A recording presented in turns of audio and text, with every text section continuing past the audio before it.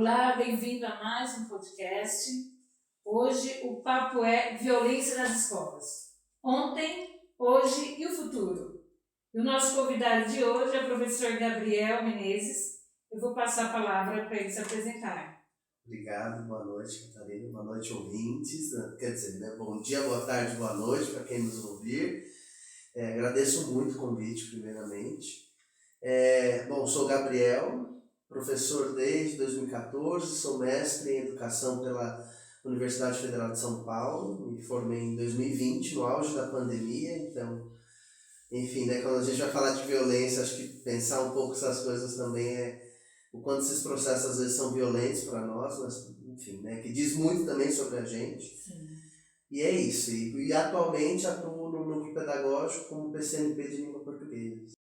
Muito bem, Gabriel, obrigada. A gente realmente está bem feliz com a sua presença aqui.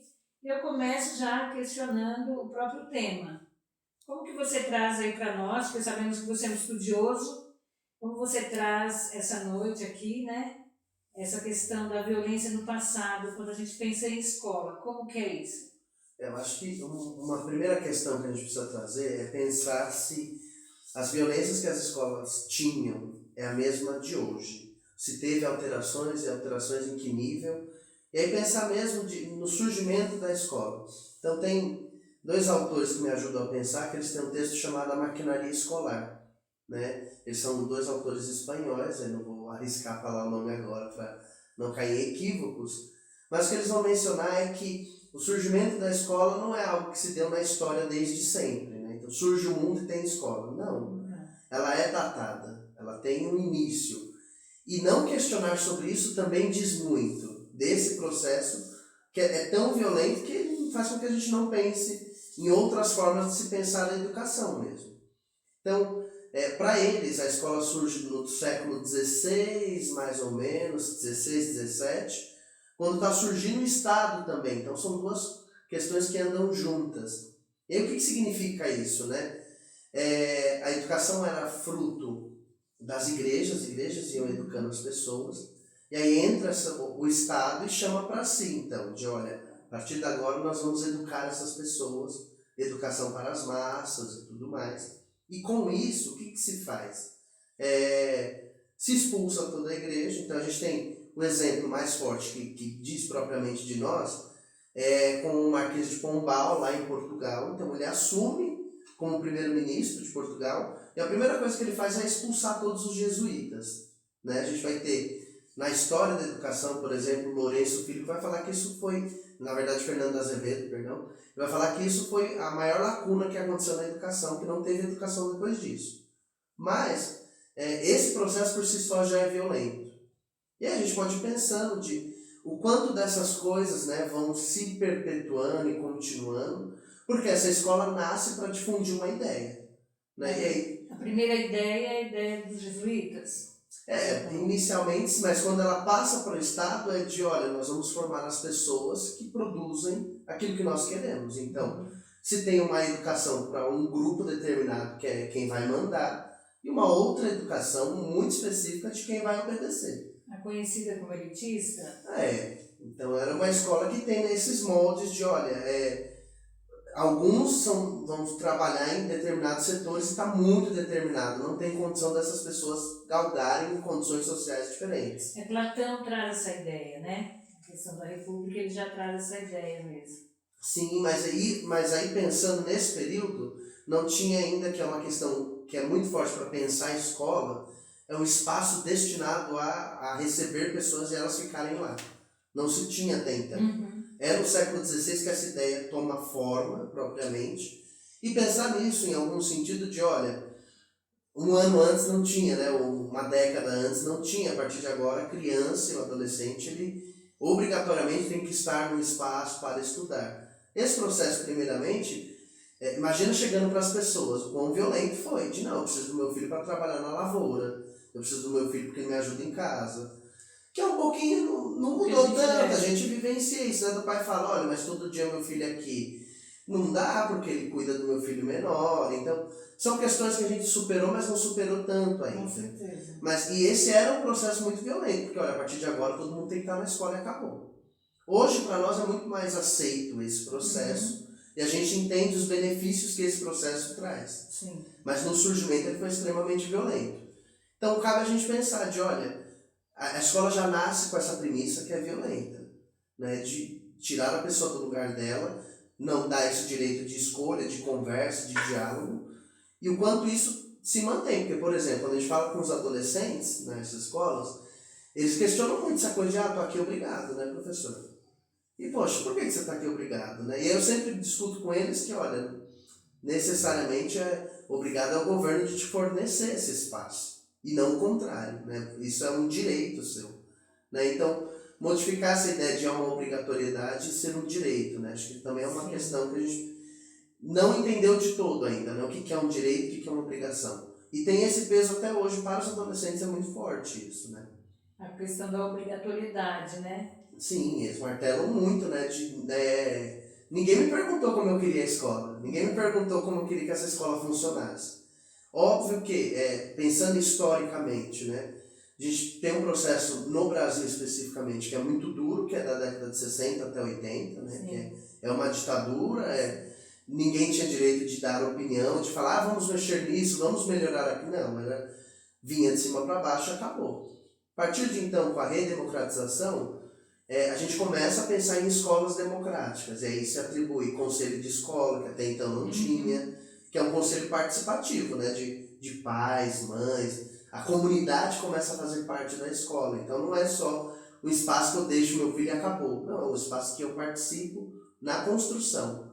Essa premissa me parece muito importante para a gente pensar nessa modificação da violência estrutural, mas o quanto disso a gente consegue superar ou não, talvez essa seja uma pergunta muito chave para a gente pensar, porque, por exemplo, se até hoje a gente questiona o peso de um sinal numa escola e do quanto ele é violento, por exemplo, né, para uma criança, 7 horas da manhã, chegando no espaço escolar, com aquele barulho agudo, estridente, aquilo é violento demais.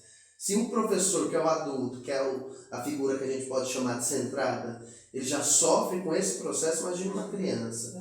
Né? Então é pensar nessas pequenas coisas que a gente vai chamar de violência simbólica, mas que ela forma uma forma de pensar. Né? Então violenta-se tanto a pessoa que ela vai configurando a forma dela de entender o mundo. Né? Então, por exemplo, eu brinco com uns alunos geralmente em classe de por que não pensar a aula em pé? Por que não? Né? E eu brinco com eles, que eu falo, olha, tem gente que vem aqui e fica o tempo todo e não tem vontade de ir no banheiro, gente, que é uma questão natural, mas seu corpo foi acostumado, né? E aí tem um autor que ajuda a gente a pensar nisso, que é o Foucault, né? Ele tem um texto que se chama Vigiar e Punir. Sim. E aí nesse texto tem um capítulo em específico, que é o 3, que ele vai falar da disciplina. E aí nesse lugar ele vai falar, olha, se tem uma construção que é do pessoal do militarismo, que entra para várias repartições. Então não é só a escola que se dá, que pega para si essa ideia que é a disciplina. E ele vai falar, olha, a disciplina nasce para necessariamente impulsionar os corpos para produzirem mais. Então essa coisa da gente estar sentado, quieto, tudo, é uma forma de se produzir mais, que eu preciso da atenção do meu aluno para que ele preste atenção, copie e tudo mais. E esses são processos que hoje a gente discute muito abertamente que eles são violentos. Por isso que a gente fala tanto em metodologias ativas, de repensar esse lugar, a própria logística da sala, né? Aquela coisa em fileira. Isso forma uma maneira de pensar, de hierarquia, porque geralmente é o nerd que está na frente, aquele que bagunça está atrás. Só para a gente ir pensando o quanto esses lugares são muito violentos, né? A escola vai formando e também vai indicando para esse adolescente, para essa criança, o lugar que ela tem que estar ou não.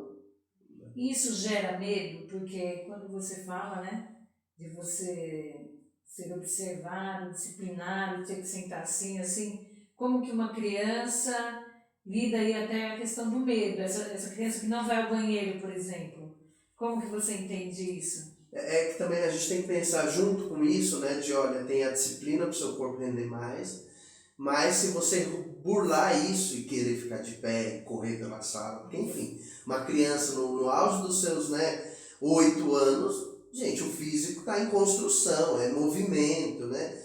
Então, vem junto com isso uma série de repressões, né? Então, olha, sente, senão eu vou tirar nota.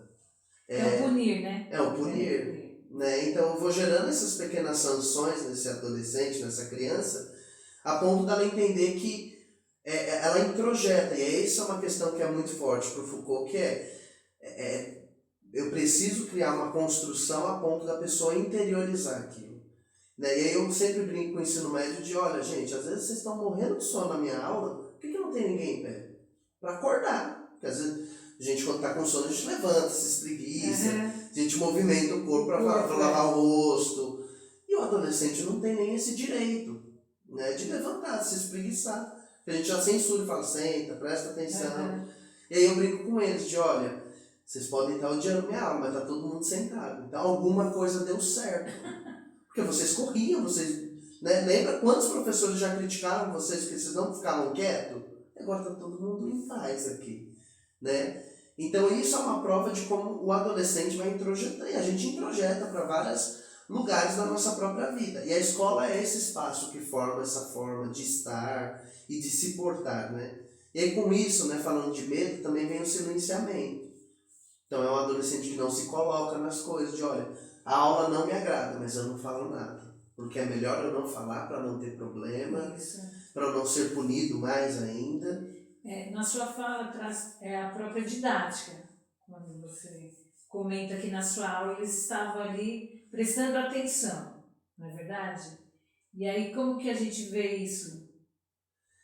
Então, e aí acho que tem, a questão da nota é uma coisa que segura muito, né, até hoje, né, e a gente fala tanto, né, de não transformar o aluno em um número, em quantificar a coisa, mas ainda a gente está muito preso nesse processo, até porque a gente ainda não conseguiu repensar para além da nota, acho que em grande medida, né. Acho que a gente tem avançado um pouco quando a gente usa a expressão resultado de aprendizagem, as pessoas pensam em resultado só em números mesmo, né? Mas você tem que compreender que esse resultado é um resultado que tem de outras maneiras, né? Sim. Você começa com o resultado na sala, houve esse engajamento, esse meu estudante, ele de fato está prestando atenção em mim, como você disse, ou seja, o que eu estou passando para ele está fazendo sentido? Porque se estiver fazendo sentido, ele vai sim, de alguma maneira, perguntar, se envolver. E aí é onde, desde a década de 90, a gente fala do aluno protagonista, né? É esse aluno que se vê interessado, Sim. questiona, busca e também estuda fora. Né? E te ouvindo agora, Catarina, isso também diz muito sobre a nossa própria ação, né, em sala de aula, porque esses indicativos, né, de olha, o aluno participa, está falando mais sobre o que eu estou fazendo em sala de aula do que propriamente o que o aluno tem feito, o que ele tem pensado, né? Porque é isso, se eu passo com aquele aluno 45 minutos, né, e várias vezes durante a semana, eu sou de língua portuguesa, então, né, dependendo da série, eu tenho 6 aulas semanais ali, é muita coisa. É verdade. E passar um ano inteiro ali e não conhecer aquele aluno, não conhecer a voz daquele aluno, isso diz muito sobre mim. Né? Não é sobre o aluno em si, é sobre mim e sobre a minha própria postura. E aí é repensar mesmo, como nós estamos falando de violência, se as minhas escolhas estão sendo violentas ou não. Por exemplo, eu discuto com o meu aluno o processo de avaliação, como eu vou avaliá-los, ou jogar para eles de como vocês querem ser avaliados. Ou seja, eles participarem, né, desse movimento. E ajudarem nessa construção. Sim. Né? Então, isso tudo tem indicado muito mais sobre o que a gente tem feito em sala de aula, que eu entendo que às vezes parece muita coisa para a gente pensar, né? Mas que é tão tranquilo, porque quando eu estabeleço com o meu aluno o que ele quer ver, o que ele espera encontrar nas aulas, inclusive quando ele encontrar e falar, professor, não consegui, a gente puxa e fala, e cadê seu engajamento? Cadê sua participação? Cadê suas escolhas nesse processo? Porque você participou da definição disso tudo.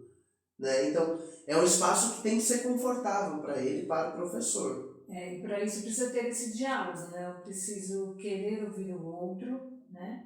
E aí é como você disse, isso vai falar muito do professor, na verdade, que é a própria didática do professor, Sim. Como ele compreende o ato dele, o ato de ensinar, na verdade? E aí, por exemplo, quando a gente pensa nisso, né, de didática, de escolhas, e a gente está pensando em violência, também o professor é um sujeito que é violentado em alguns momentos, né? Uhum. Então, se a gente está falando agora, né, por exemplo, de gestão participativa, etc., é porque durante muito tempo esse professor também não tinha espaço na escola.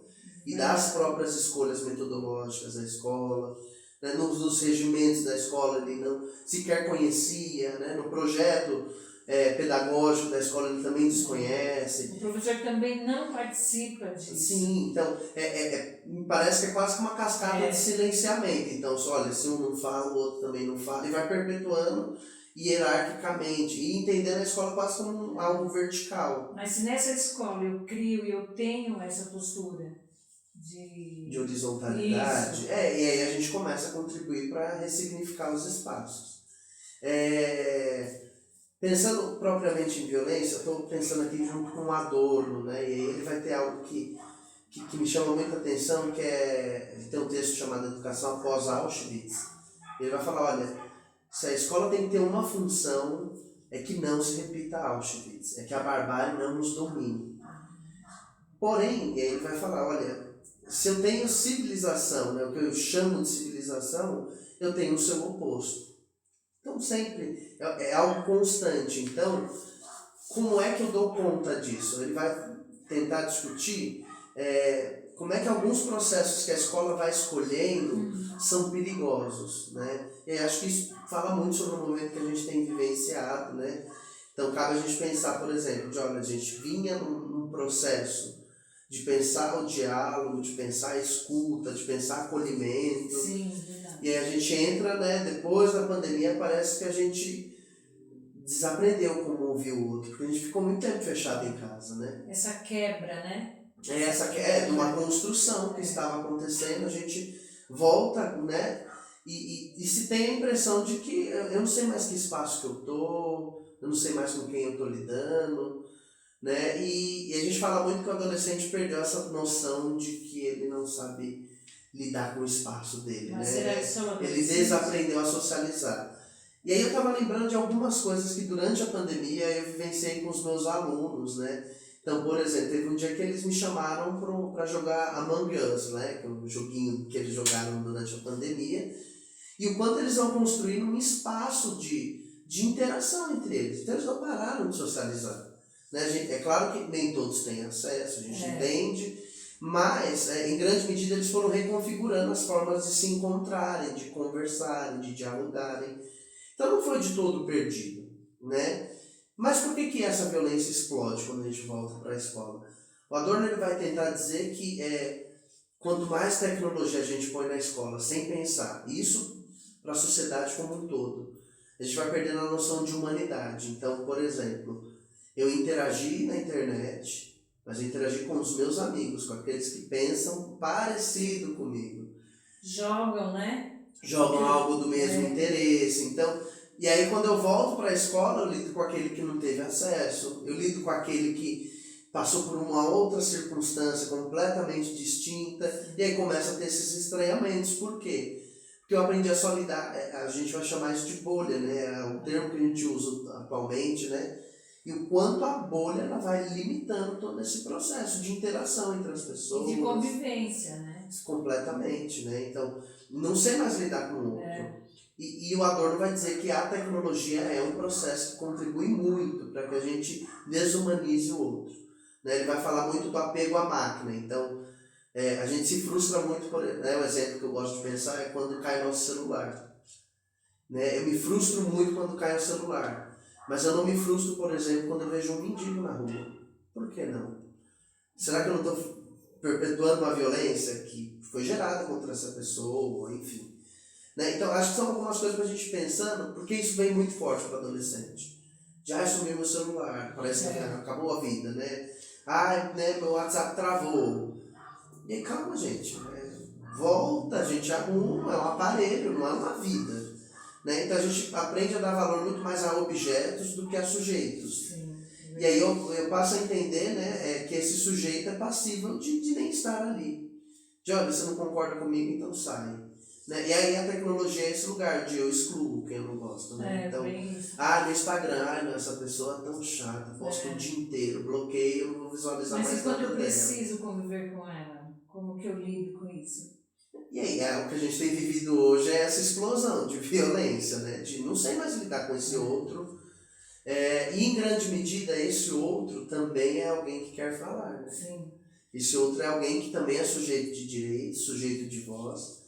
E em grande medida, quando a gente está falando de violência, é de silenciamento de sujeitos. Então, quando eu vou para agressão física, eu estou dizendo, olha, isso que eu tenho em você não é para ser dito, não é para ser feito. É para calar mesmo, É para calar. Então, sempre em alguma medida a violência é um instrumento de silenciamento. Então, tanto a simbólica quanto a física mesmo. E em grande medida, então, a gente precisa começar a repensar lugares de escuta na escola, né? Isso, é o que a gente tem sempre trabalhado, seja aqui, né, no podcast ou também na live, a gente tem sempre falado do diálogo. O diálogo e a escutativa. Essa necessidade. Essa necessidade, porque se eu estou em um ambiente, se existe convivência, relacionamento, eu preciso disso. A gente fala muito, por exemplo, né, e o Adorno ele vai defender, por exemplo, a ideia da autonomia como resposta para erradicar a barbárie. Então, olha, ele vai defender inclusive a autonomia do sujeito que agride. Ele não é alguém autônomo, ele pensou por uma outra lógica que às vezes não é nem a dele. Né? Então, o menino foi... Né? E a gente tem tido muitos debates hoje, né, sobre gênero nas escolas, né? Isso é uma questão que é forte para os adolescentes de ele foi homofóbico, ele foi desrespeitoso, mas é porque isso em grande medida é algo que foi colocado nele. Então ele não foi um sujeito autônomo de todo para pensar e escolher por si, né? E aí quando a gente fala em autonomia, a gente está falando propriamente nesse sujeito que é tão autônomo que ele escolhe ouvir o outro. Ele tem a opção de negar. Ele tem a opção de falar, não quero. Mas ele é tão autônomo que ele fala, eu preciso dessa pessoa, eu preciso ouvi-la. Porque só assim eu consigo ser autônomo de fato. Né? De ouvir o contraditório, de falar, olha, não entendo tudo, não compreendo tudo que você pensa, o lugar onde você fala, minha criação não foi essa, mas ainda assim eu te respeito, eu estou com você. Então, quando a gente fala muito de escuta, a escuta também é uma escolha autônoma e precisa ser. Né? Então, aquela coisa que a gente faz enquanto professor, eu faço muito isso, né? Faz um círculo, vamos conversar. Mas eu ensinei conversa. Porque a gente às vezes lida algumas coisas como se tivesse dado, né? O adolescente sabe conversar, então, o adolescente sabe ouvir o outro. E aí a roda resolve todos os problemas. E não é isso, né? É um processo. Inclusive de escuta nossa, né? Então, antes de eu fazer essa escuta com a sala, por que não ouvir aquele menino que é agressor? Né? Ou que ele é violento nas ações? Eu escuto ele, tento entendê-lo, e aí eu vou gerando condições para que ele também fale. Porque esse processo de fala também, ele vai raciocinando o que ele está fazendo, né? É dar voz, né? Você precisa dar voz a outras pessoas. Como você disse anteriormente, a questão do silêncio. Quando você silencia, é uma violência, porque eu não te dou o direito de falar, né? Eu não quero saber o que você pensa. Sim. Então é muito grave. Por isso a escola, sem acreditar de fato que eu preciso escutar, porque alguém precisa falar, aí a gente vai ter um grande problema. E aí a gente já está caminhando para o futuro, porque você trouxe aqui essa questão do presente, né? Essa questão da pós-pandemia, bem interessante. O que nós vivenciamos, você trouxe a figura do professor também, né? Que durante esse período teve outras relações com o aluno, que foram também, em alguns momentos, ele vivenciou a própria violência, né? De muitas vezes eles questionaram, né? Dentro da própria residência, ou seja, você foi ali ter que abrir mão todo o espaço, então a gente compreende tudo isso, que todos sofreram com isso. Bom, e agora? Porque você também fala de um gap que nós estávamos construindo essa escola com diálogo, com escuta, com acolhimento, de repente houve essa quebra. E uma quebra por um período longo, né? Extenso. E agora vamos retomar isso. Como que eu volto? E é mesmo do início, né? A gente compreende que tem que ser do início. Não dá para falar, voltamos como éramos antes. Não, precisa ter paciência mesmo. E é um recomeço. E o recomeço é necessário, então, como você disse também, ensinar o que é a conversa, ensinar o que é a escuta. Por que eu preciso te ouvir? Por que você precisa ouvir o colega? Então, isso dentro desse ambiente escolar é primordial. Sim, acho que uma coisa que a gente pode ir pensando, por exemplo, né, de quanto a conversa e a escuta precisa ser ensinada, é se eu pensar num professor no seu horário de trabalho coletivo, quando ele está com outros colegas. Sim. Ele usa o celular ali ou não? Uma pergunta simples, mas é para a gente pensar se ele está ouvindo o que o outro está falando ou não. Então, mas eu consigo fazer eu já entendi, mas eu sou o adulto da história, eu entendo. Então, só que assim, mesmo eu sendo adulto e tendo consciência, eu tenho consciência o suficiente de saber que eu estou perdendo alguma informação. Porque eu não consigo pegá-la de todo. Né? Porque eu ouvi aquela palavra, entendi o contexto, acabou. Mas a especificidade, né? Eu brinco muito com os alunos de, olha, talvez naquele momento que você estava mandando aquela mensagem, eu falei aquela frase que ia mudar a sua vida. E nunca mais você vai ouvir. Isso, informações, né? Informações de adulto, né?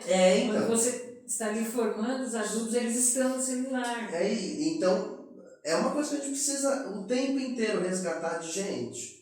Não vou falar para ninguém desligar, porque acho que todo mundo é adulto e competente o suficiente para saber o que precisa ou não. Mas é complexo eu ter que pedir para um adulto desligar o celular e depois eu fico cobrando de um aluno também. Então vamos juntos aqui, né? Porque é uma coisa que a gente precisa aprender. Conversar. E aí conversar é esse movimento mútuo, de diálogo, né? Um fala, o outro escuta, aí o outro intervém, o outro propõe, né? E precisa ser esse espaço, né? Que é construído, né? Ninguém chega nesse espaço de graça, né? Então, a gente não chega aqui num podcast para conversar de graça, assim, não é do nada, né? Olha, Catarina me viu na rua e vem, né? Acho que você tem cara de inteligente, vem. Obrigado. Né? Não é isso. Não. Né? É algo que a gente vai tecendo. E acho que essa é uma imagem muito bonita, de tecer. Adoro essa né? A gente vai pegando e remendando juntos, né? E uma coisa que a gente tem que ter muito clara é a escola que nós tínhamos antes da pandemia não existe mais. Não. Né? A gente tem que ter muito pé no chão e muita hombridade nossa de falar, olha, todos os nossos esforços não é que acabaram, mas a gente vai precisar ressignificar, porque a gente aprendeu novas ferramentas nesse processo e o quanto essas novas ferramentas nos auxiliam, mas também em alguns momentos podem nos prejudicar se a gente não souber usar. É a própria educação do século XXI. Né? Então, ou a gente sabe usá-las, né, e pensar nos 4 pilares da educação, ou senão a gente vai estar fadado a fracassos, insistentes inclusive, né? O fracasso vem quando eu fico pautada lá no passado. A todo tempo eu quero, porque lá no passado era bom, porque os alunos ficavam quietos, e a sua fala já explicou muito bem isso. Sim. Eu preciso sim de alunos que consigam participar da minha aula. E olha que interessante, né? Falando dessa coisa de o aluno me escutava. Na pandemia eu dei um monte de aula online. E em vários momentos era uma palestra, porque eu ficava 1 hora lá, 1h30 falando, e toma água e faz piada, isso e aquilo, e põe vídeo, põe slide. Mas ninguém falava nada. E aí eu me senti um silenciado, porque não é só falar. Né? Porque se eu quiser esse espaço de chegar e falar para uma sala de aula, isso não significa que alguém está aprendendo, não significa que alguém está me escutando, não significa que eu estou tecendo, construindo algo. Só você, né? Sozinho. E aí sozinho, gente, não pode ser bom, mas não. Para quem? Porque a aula tem que ser esse lugar vivo, né? A gente perde muito, às vezes, a dimensão de que a aula é esse lugar até do improvável. Né? Eu acho essa uma imagem muito bonita de... Eu não sei o que vai acontecer hoje na sala de aula. Sim. O que me chama a atenção mesmo, o que eu amo na educação é isso, porque você entra na sala hoje, mas amanhã não vai ser a mesma sala. Entrei, são os mesmos rostinhos, tudo mais, mas é uma outra coisa. Pode ser igual. Já é uma outra dinâmica, eles estão me propondo coisas novas. Por quê? Porque está acontecendo coisas no mundo à volta deles, então ele vivenciou alguma coisa em casa, ele quer falar. Ou ele só dormiu. Ele falou, professor, o corpo está doendo porque eu só dormi o dia inteiro. Então, todo dia é um novo espaço. E se a gente não entender que é isso, esse organismo está se movimentando e está crescendo, né? Porque adolescentes, a criança, adolescente, eles estão crescendo, eles estão progredindo, né? Se eu não entendo isso, eu vou perpetuar violências, né? E eles, de tão silenciados que são, eles também promovem violências entre si. Porque é isso, né? Eu quero ser ouvido, eu quero ser valorizado, eu quero ser entendido enquanto pessoa, né? Eu, enquanto professor de língua portuguesa, entendo que eu explico o meu mundo quando eu falo, quando eu escrevo. Porque é a única forma que eu tenho, né? De me estressar. Com o meu corpo também. Então, né? A gente pode entrar em debate sobre roupa a partir disso. E toda vez que o aluno é violentado, desrespeitado nessas questões, eu estou dizendo muito claro que a vida dele não me interessa. Né, que a vida dele não importa. Então, se eu silencio ele, né, no seu texto, então, olha, me entregou o texto, eu não vejo nenhuma potencialidade ali. Enfim, isso está demonstrando uma série de ações violentas, né, e de fato, o apagamento de uma vida. Né? Então, e isso para mim é uma violência profunda. Né? Então, mais do que os meninos saíram se batendo, tudo, eu não deixar de falar inclusive mais forte, gente, né? Esse silenciamento traz a ideia do invisível, né? Sim, estou invisibilizando ele. Então, eu realmente, a minha aula, né, ela tem que cuidar disso. Quando você traz, né, essa necessidade do estudante participar, né, de você, mas precisa de algo muito importante aí do professor, ele precisa olhar, ele precisa acreditar, ele precisa querer que esse estudante participe com ele. Porque se for aquele professor ainda que acredita no passado, que só ele ali na aula será suficiente... Não vai. Eu preciso trazer esse aluno para perto, né? E pensar muito que a gente não é igual ao passarinho, né? De, olha, vamos desenvolver a autonomia. Joguei ele do penhasco e voa. Não é isso.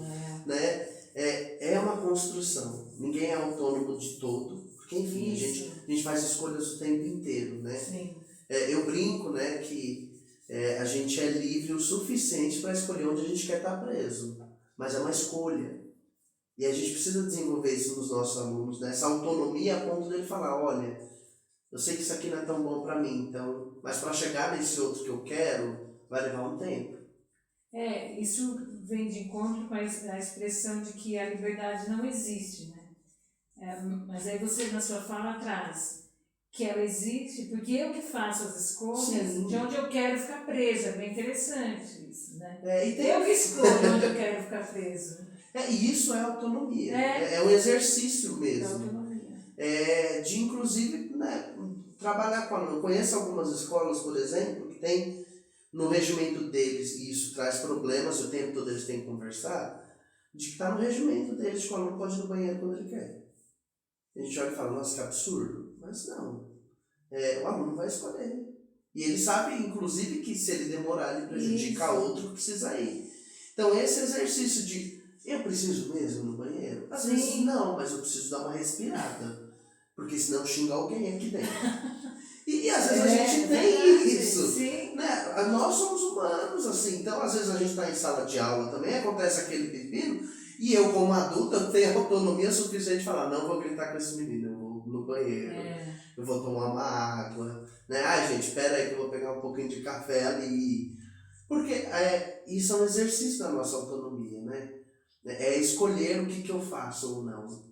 Inclusive sabendo das consequências, né? Eu gosto muito do autor, que é o Sartre, né? Ele tem uma frase que ele diz, olha, o ser humano é condenado a ser livre. Então, não tudo que acontece em torno de nós é uma escolha nossa, né? E isso precisa ser trabalhado com os alunos. Eu trabalho muito com eles de, olha, gente, então, a aula pode estar ruim, eu coloco, né, de que pode estar ruim, porque às vezes eu não estou bem, às vezes estou desanimado, mas não me cobrar para melhorar é uma escolha sua.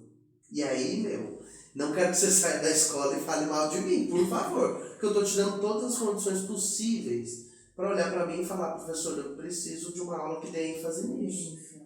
Eu preciso de uma aula que você, professor, brinca menos e trabalha mais. Mas a questão que você trouxe no início, nessa ideia da violência do passado, que, bom, ele vai me escutar? Quantas vezes eu já ouvi o aluno falar assim, mas ele não escuta, gente. Tipo, para que eu vou dar opinião se ele não escuta? Será que a minha opinião vai fazer mudar?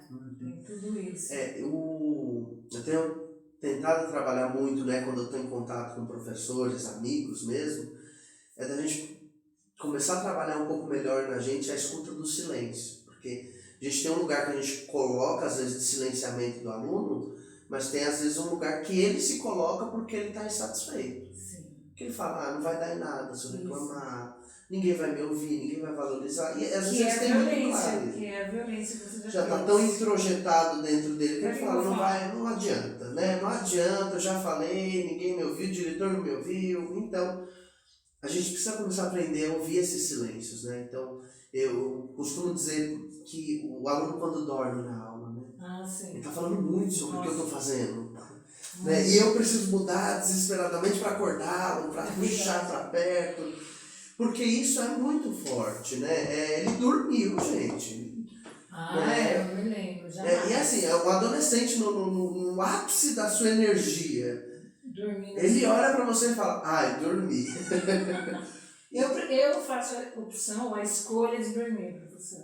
Entende? Então, isso é um silêncio que ele se colocou, mas que diz muito sobre o que está acontecendo na escola, sobre o que está acontecendo no que eu estou fazendo. Na minha aula, né? Na minha aula. E aí eu preciso ressignificar e modificando.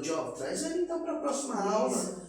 De fulano, eu vi que estava dormindo, tranquilo, às vezes é dor de cabeça. Então nem precisa pedir para ele explicar, porque às vezes você também vai ouvir uma coisa que a gente não está pronto. A gente também não está tão pronto para receber críticas, né? Então vamos dando espaços para que, né? Olha, na próxima aula você pode comentar sobre a lição, enfim. E aí, criando condições suficientes para que esse aluno comece a participar e a falar.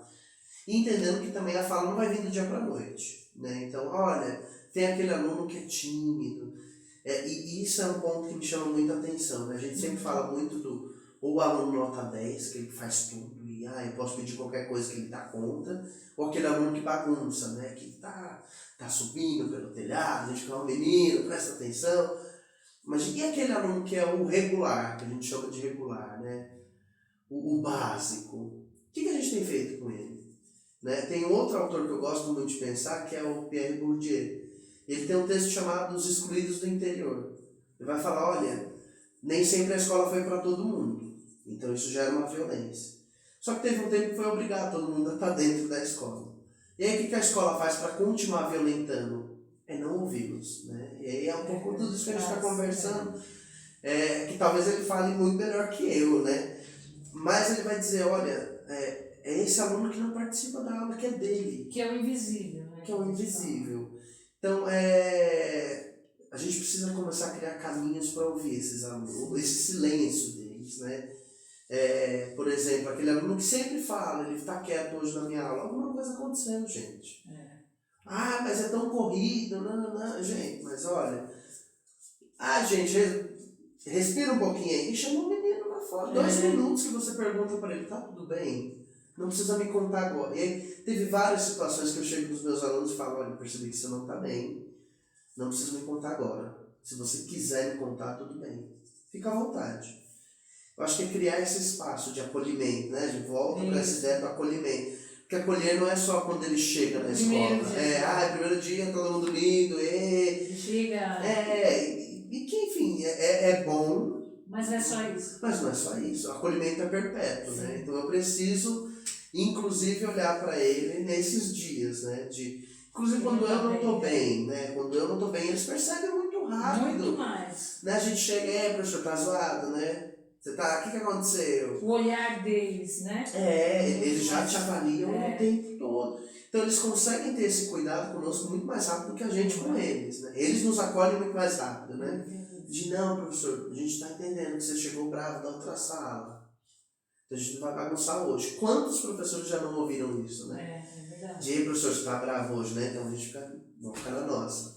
Então, mas, de novo, é necessário que o professor queira olhar, queira se importar com esse aluno, né? Então, você dá o exemplo de dar uma atividade, chama o aluno ali de canto, conversa com ele, mas eu preciso me importar com ele. E é entender que isso não significa que eu vou resolver o problema dele. Não vai, mas a escuta, né?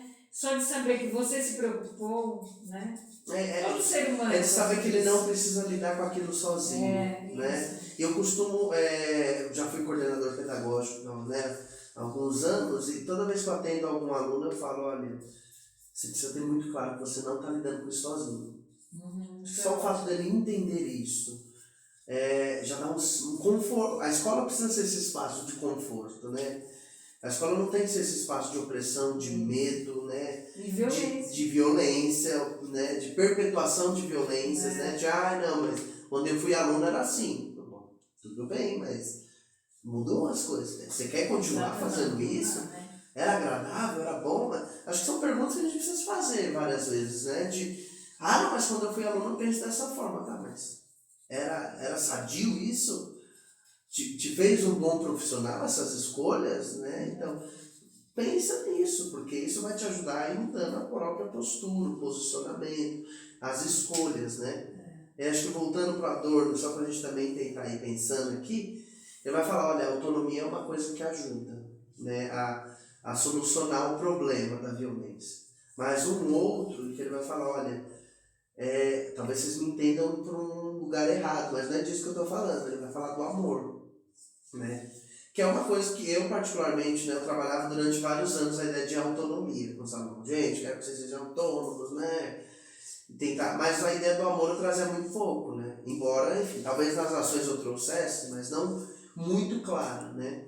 O Adorno vai falar, olha, eu não estou falando de amor, né, puramente libidinal, aquela coisa. Eu também não estou falando do amor enquanto um sentimento, eu estou falando do amor quase como uma estrutura de ação. Ele vai pensar particularmente que a nossa sociedade não tem isso, ela tem que desenvolver, né? Mas aí eu trouxe a Bell Hooks para nos ajudar a pensar um pouquinho, né? Esse livro aqui, né? Ensinando pensamento crítico, sabedoria prática. E aí ela tem um texto que se chama Amar Novamente. E ela traz uma definição de amor que eu acho muito boa, né? Eu vou ler. Tá? Então ela vai, olha, definir amor como uma combinação de cuidado, comprometimento, conhecimento, responsabilidade, respeito e confiança. Isso é amor. Isso é amor. É uma soma de várias coisas, né? E ela vai dizer depois que essas coisas estão interligadas, né? E aí toda vez que a gente fala em amor, a gente está falando de ação. Né? Amor não é só aquilo de, não sinto tanto pela pessoa e sinto e fico. E também sente e acaba, né? Não, amor é um ato de responsabilidade, né? Sobretudo, de ação, de confiança, de conhecimento. Então, quanto mais eu amo, mais eu quero saber daquela pessoa. Então, me importo com ela, né? Eu quero escutá-la. Porque isso significa que eu quero conhecer. Sim. Né? Então, a sua fala, a gente percebe que nós já começamos a traçar a questão do futuro mesmo, né? Que tinha iniciado, né? E agora precisa ser retomada. Retomada no sentido de recomeçar mesmo. E, se necessário, do zero, né, Gabriel? Sim. Porque não pode achar que, voltamos, Não, é do zero, como você disse em alguns momentos aí, é a questão do processo mesmo, né? Então, se eu tive um espaço ali naquele processo, eu preciso dar início. Até para a gente pensar um pouco em futuro, né? Acho que tem alguns pensadores, filósofos mais contemporâneos, eles têm falado muito que para alguns o futuro acabou. Né? E eles são muito pessimistas de falar, gente, acabou. E isso também para eles é potente porque acabou talvez o futuro numa ideia que eu tinha e agora é uma outra coisa. Então eles vão apontar isso. Né? A gente vive hoje numa sociedade que, né, pensando globalmente no mundo, né, a gente tem conflitos internacionais acontecendo, a gente tem uma doença que acabou, mas não acabou. Então a gente tem várias coisas que talvez colocam o futuro em suspenso. Mas quando eu olho para a escola, né, a gente tem que ter essa dimensão de que a escola é um lugar que constrói futuros. Né? A revelia da própria sociedade. Então, é aquele eterno debate que tem. A escola, ela só reproduz o que vem da sociedade, ou ela reconfigura e repensa a sociedade. Ou ela tenta, né, pensar em novas condições de estar na sociedade. Sim. E a escola precisa ser esse espaço de que ela demonstra assim para o seu aluno, para o estudante, de que o que é a sociedade, então ele precisa entender que mundo ele vai sair. Que é um contexto de competição, de alterações, de mudança, mas inclusive um agente que transforma isso. E de que fale mesmo, né? A ideia da criticidade é justamente olhar e falar, não presta isso, gente. Eu sempre falo que em alguns momentos a escola tem dificuldade de lidar com estudantes que são críticos. Muito, profundamente. Não é? Profundamente. Na verdade, eu costumo dizer que a gente não está pronto se uma sala inteira começa a te perguntar. Né? Porque, de fato, não desvirtua o assunto da aula, mas te leva para um outro caminho. Né? Volto para a ideia do impreciso. Acho que construir futuro também é pensar nisso, no impreciso. Porque eu não sei onde que vai. Né? Quantos alunos, né? Professor, eu queria tanto ser médico, mas aí eu fui naquela palestra, eu gostei tanto, eu vi aquela aula, ou aquele dia que você leu aquele texto, eu queria tanto agora começar a desenhar, eu queria tanto agora começar a produzir um texto, eu queria tanto ir para outro caminho. A escola tem que ser esse espaço, né, de possibilidades. Né? Ela amplia horizontes. Isso. Então, se a escola não é um lugar que amplia horizontes, ela determina e fala, vai para cá, que é o melhor. A escola é violentíssima. Né? Então, quanto mais ela consegue ampliar e criar condições para que esse aluno pense o lugar dele no mundo e o quanto ele pode ser um agente para transformar as coisas, acho que a gente está caminhando para uma educação para a paz e para um mundo melhor. Né? Sim. Então, quando a gente tem pensado nessas ações de paz, acho que tudo perpassa por esse lugar de ampliar horizontes. Inclusive para o violento, mas você acha que é só a escolha para uma vida, só bater, agredir, violentar, né? E oferecendo outras opções mesmo. E não de olhar e falar, você errou, tchau. Né? Eu costumo brincar com os alunos, falo, gente, uma suspensão, ok, tem um efeito simbólico ali, falar, você não tem direito a estar nesse espaço. Mas o que ela constrói propriamente dito? Né? Uma advertência, o que está construindo? Assim, né? Eu costumo muito... eu brinco com os alunos de vamos construir junto. Então, olha, alguém errou, o que a gente faz? Sim, isso tem que ser primordial. E eu sempre jogo. Alguém errou na aula porque xingou um professor, mas ele só xingou porque também a outra metade da sala estava quieta e ninguém falou nada. Então a gente vê injustiça e fica quieto. Não está errado também? Então vou ampliando essa noção de que olha, a gente é participante desse processo inteiro. Né? Tanto de quem violenta, né? Aquela coisa de teve briga na saída. Todo mundo fez uma rodinha, ninguém podia ter apartado e falar, cara, relaxa, vai pra casa, amanhã vocês conversam, fala com o diretor, né? Então a gente faz todas essas ações de proliferar a violência, né? E não de apaziguar a coisa. Então a gente é partícipe tanto quanto, né? Porque quando chega na violência ali, quando você dá o exemplo de lá no portão eles se pegaram e tal, não foi ali. Não foi ali, foi um desentendimento anterior. Em algum momento. E inclusive a briga acontece que alguém fica inflando, né? Nossa, vai deixar, né? Sempre tem, né? E a gente, enquanto professor, a gente às vezes vê essa situação e também fica, não foi na minha aula. Eu costumo falar que é necessário quando você ouvir e ver um problema, resolver logo. Porque é uma bomba relógio, né? Sim. Você ligou e você não sabe como vai acabar, como e quando vai acabar.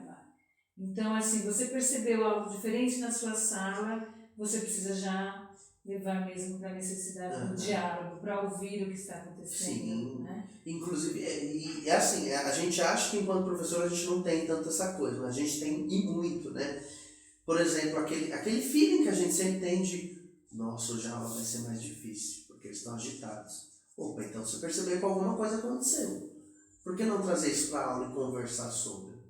Você já está percebendo que tem alguma coisa que está inquietando eles. Mas é porque teve jogo ontem, ou porque vai ter jogo, né? Tô dando aula à noite, vai ter jogo daqui a pouco.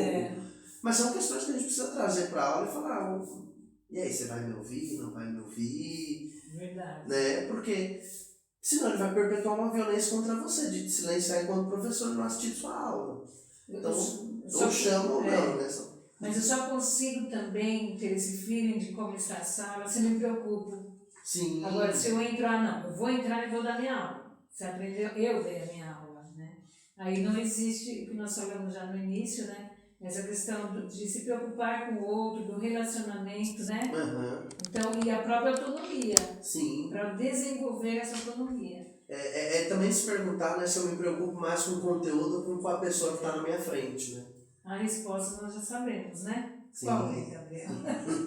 Né, tem que olhar para essa pessoa que está diante de mim, né? E aí acolhê-lo, ouvi-lo. E às vezes é inclusive de chegar e falar, olha, hoje eu não vou dar conta do meu conteúdo porque não tem condição. E aí quando a gente fala essa questão da violência no futuro, eu creio que você já trouxe aí muitas respostas, né? E aí só para a gente finalizar mesmo, deixar muito claro isso, como que você fala dessa violência aí no futuro e como trazer uma escola de paz mesmo? Como que a gente pode pensar isso? E eu gostaria até de comentar sobre a ideia desse futuro, né, que não existe mais, que é interessante até para uma aula, né? O aluno pensar nisso. Sim. Esse futuro que de repente eu sonhava, ele deixa de ser como aquele sonho, ele precisa ser repaginado, precisa fazer novas escolhas. E aí eu passo já para você finalizar, porque senão a gente fica aqui a noite toda, porque o assunto é bem interessante. Eu vou só fazer um parênteses rapidinho, só para também responder essa ideia de futuro. 2020, né, a coisa acontecendo, eu propus uma eletiva de discutir o que é felicidade. Ai, que interessante. Né? E aí, felicidade, e a primeira discussão era pensar em futuro, porque a gente sempre geralmente constrói a ideia de felicidade de chegar no em algum início lugar. da pandemia você traz essa temática? Eu não sabia que, né, que o mundo tanto. ia parar, né? E aí a ideia era fazer pesquisa de campo com os alunos, para a gente ouvir a comunidade sobre felicidade, etc. Porque me parece que essas ideias estão entrelaçadas, né? Pensar futuro é pensar felicidade ou infelicidade. Mas todo mundo pensa o futuro feliz, não é isso? Sim, então é sempre esse lugar de harmonia, de estar bem consigo mesmo, com as pessoas. Ter feito as escolhas certas. Né? Então, futuro pressupõe isso. E aí, à medida que a gente faz essa coisa de talvez não tenha um futuro, talvez a ideia de felicidade está posta em xeque. Então, ou nós reconstruímos, né, o futuro, ou a gente está, enfim, num beco sem saída, necessariamente. Eu penso Mas assim. É reconstruir, né? Eu penso que a gente pode falar da felicidade em outro podcast, porque eu adoro falar de felicidade. Importante. Fica em outro momento. Agora vamos deixar essa Nós vamos lá. Pensar em violência é sempre uma ideia de que a gente vai ter que sempre dialogar. Sempre. Porque não dá para se pensar numa escola que erradica 100% a sua violência. A gente volta naquela questão inicial de que, olha, talvez a estrutura às vezes soe violenta para a pessoa. Então a gente tem que estar sempre em diálogo. Para que, olha, isso aqui no primeiro momento te violentou, mas compreenda por que isso está acontecendo. Então, né, por exemplo, eu preciso dar essa prova, gente. Sei que tem gente que passa mal com prova, eu sei que tem gente que fica incomodada, eu sei que não é a melhor forma, mas eu preciso dar uma prova para inclusive mostrar para vocês que tem outras formas de se pensar em uma prova, né? Porque eles também sempre acham que é aquilo, né? Bando de pergunta e acabou, né? Toda vez que eu dou prova, por exemplo, né, só um parênteses, até para, enfim, a gente pensando para os professores, eu dou prova com consulta e eles podem mandar bilhete para o seu colega. Por quê? Porque cada um tem que dar uma resposta na minha prova. Então, existe um pensar ali, né, Gabriel? Isso, não é meramente de entendi o conteúdo e aplico ali e acabou. Então é um exercício que cobra, que ele já aprendeu, mas ele precisa necessariamente, e ele pode construir isso coletivamente, inclusive, de mandando um bilhetinho para o amigo. E aí eu brinco com eles, a única coisa que perde nota é conversar. Não pode falar nada, professor, não pode falar nada. Silêncio absoluto desse lugar. Mas vocês podem falar o quanto vocês quiserem, mas escreve.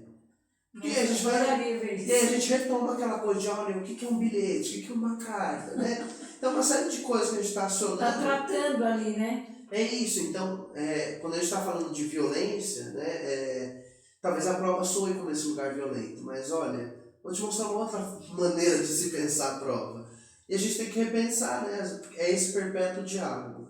Então a gente não está aqui, né, na verdade, propondo uma saída, confortável, porque não é. E não há. E não há. Mas é uma saída que precisa passar pela coletividade. Ela tem que ser feita juntos. Do contrário, a gente não consegue sair disso. E aí a gente vai se frustrar muito, né? De, não, vamos controlar esses meninos, vamos, né, enfim, pôr uma série de restrições. A gente só vai perder com isso. Tem que trazer eles para perto e junto com eles. Porque eles sabem a resposta de como sair disso, né? Quantos conflitos eles arrumam fora da escola, eles resolvem. Né? Então, não é que na escola é esse espaço que ele não resolve? Não. Talvez ele resolveria, mas enfim, passaria pela violência, mas depois chega num acordo. Enfim, a gente pode remediar isso antes que chegue na violência física e que a escola também não continue perpetuando essas violências simbólicas que a gente foi falando aqui ao longo dessa conversa. Então, o futuro é isso, né? Redesenhar essa escola, que a sua fala traz bem isso, né? Estávamos caminhando, mas houve uma parada e agora a gente precisa valorizar alguns detalhes, né? Ou muitas vezes não é só um detalhe, é que realmente há dificuldade de trazer essa autonomia, de trazer esse diálogo. Então é um trabalhar de todos, como você disse. É isso, e para que não se torne o poema do Drummond, uma pedra no caminho que a gente nunca se esquece. Isso. Não, dá pra gente ter um caminho sem pedras, se a gente souber. Tirar, né? Tirar, sim, mas é um caminho que talvez doa o Tem pé, porque pedra, a caminhada é longa, talvez é um caminho que canse bastante, mas é um caminho possível. E né? quando eu tenho o outro comigo, o caminho e a pedra, os dois podem tirar, né? A pedra do meio do caminho. Sim, é mais fácil de removê-la, né? Então não fica aquela coisa. Sóio, né?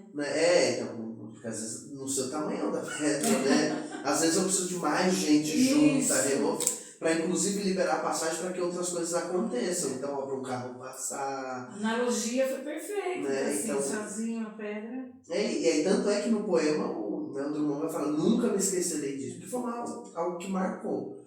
Eu acho que se ele tivesse passado por esse processo coletivo de todo mundo tirar pedra, talvez ele nunca se esquecesse desse trabalho conjunto, né? E é isso que a gente tem que pensar para as nossas escolas, que o caminho se faz andando, mas se faz andando não sozinho, né? Com gente conosco. Muito obrigada, Gabriel. Eu que agradeço. Muito obrigada mesmo, foi um bate-papo importante, interessante, que agregou muito aqui na minha formação, particularmente. Nós vamos deixar na descrição o nome de alguns livros que você citou, claro. Tá, pessoal?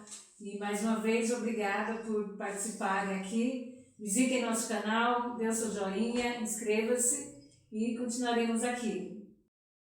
Bom, pessoal, antes de fechar, nós temos aqui uma surpresa, Gabriel, né, Gabriel?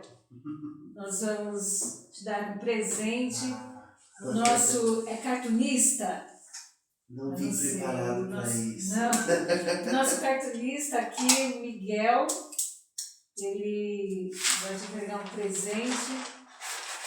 E eu aproveito para fazer um convite. Você que tem interesse em participar da live ao vivo, da live não, né, do podcast ao vivo, aqui nesse estúdio, você vai entrar em contato conosco pelo celular da Viagas, que está lá no nosso canal.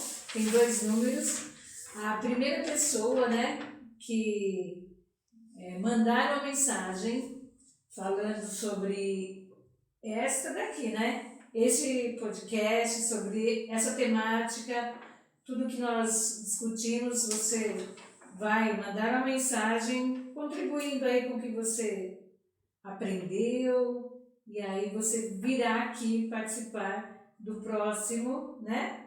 E aí a gente vai falar da felicidade. Aí você vem no dia que o Gabriel voltar, né, Gabriel? Isso, nós vamos falar sobre a felicidade, tá bom? Então fica o desafio, entra lá no nosso canal, pega o número do celular e manda uma mensagem, tá bom? E agora vamos entregar o presente aí para o Gabriel.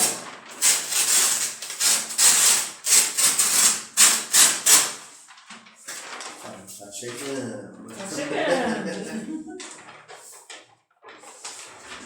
Gabriel. Olha, gente. Nossa, mas eu tô até jeitoso. Muito obrigado. Exibir aqui. Olha, futuro, isso mesmo. Parabéns aí pro Miguel. Obrigada, Miguel. Obrigado. E obrigada, Gabriel. Até a próxima.